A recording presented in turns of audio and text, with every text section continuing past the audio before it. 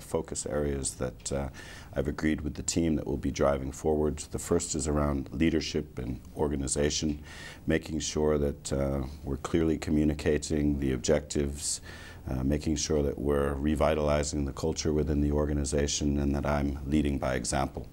The second is looking at ways in order to meet the guidance provided on our EBITDA and our cash flow growth.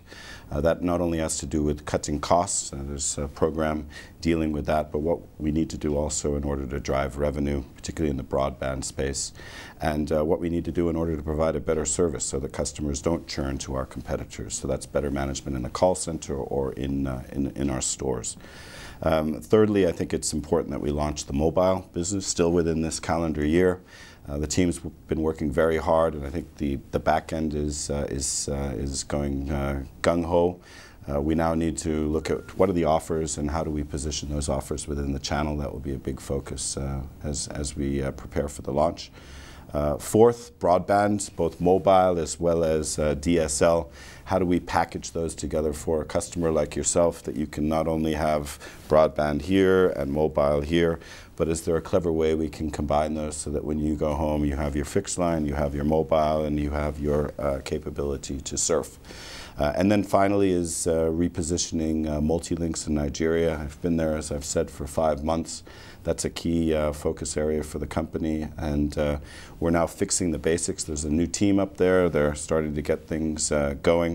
But given some of the strategic and commercial challenges, I think we at the same time need to look at what we need to do to fix the future, which is looking at merging with others in order to both bulk up, scale up, as well as to minimize Telkom's exposure there. But the majority of the focus should be in South Africa, and that's really around delivering services that our customers want to buy, because customers pay our salaries. If we look at multi-links, it has been a major challenge for the group. When can we see it return to profitability?